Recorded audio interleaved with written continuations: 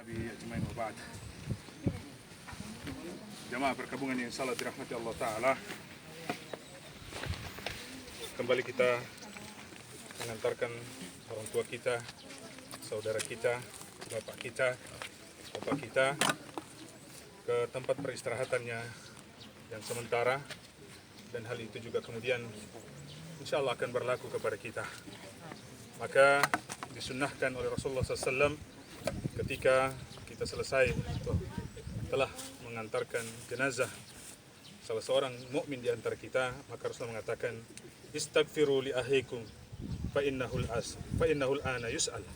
Minta ampunkanlah kepada Allah Ta'ala, karena nanti saat ini dia akan ditanya oleh Allah Ta'ala. Ditanya tentang apa?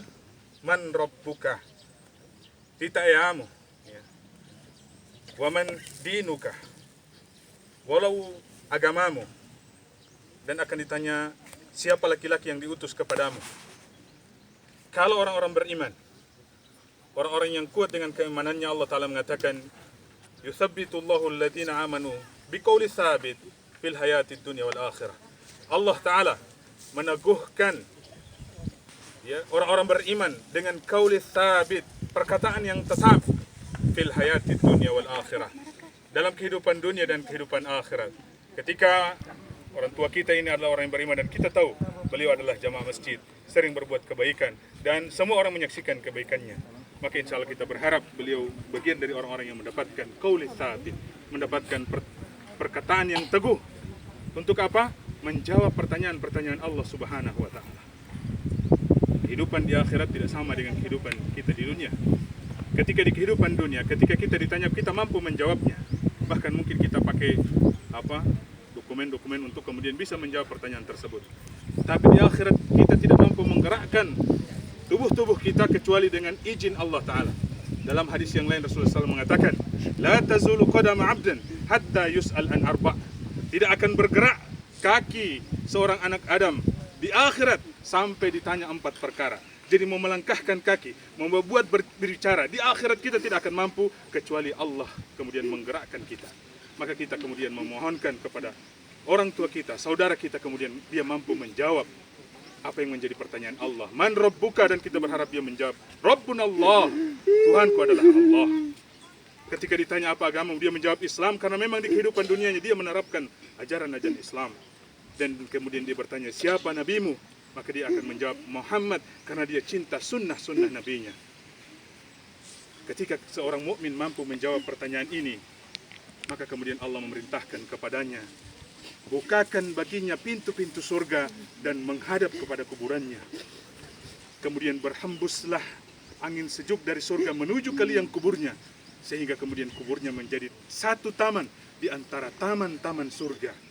Datang padanya sesuatu atau orang yang berperawakan baik, tampan, rupawan. Dia bertanya, mati ta'i'o, siapa kau?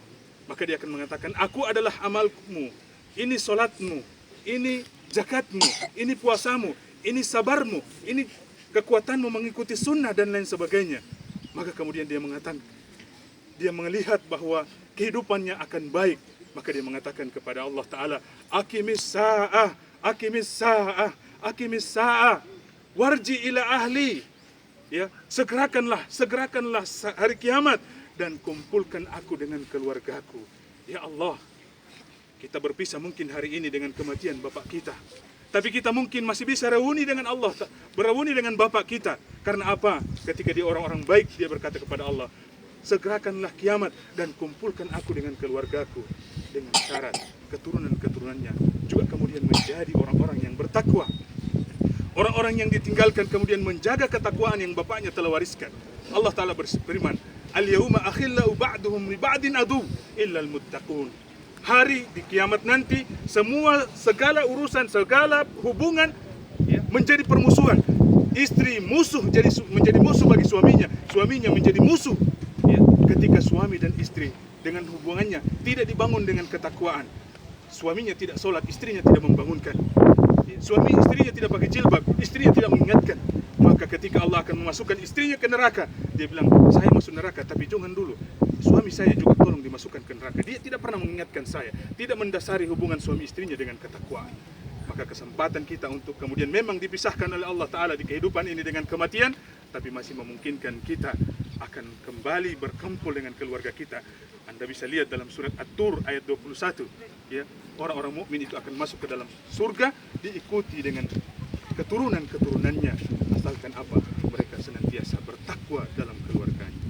Kita doakan Bapak ini kemudian diringankan oleh Allah Ta'ala hisabnya, dimudahkan, diluaskan kuburannya, kemudian disegerakan dengan amal-amal baiknya, diampuni kesalahan-kesalahannya.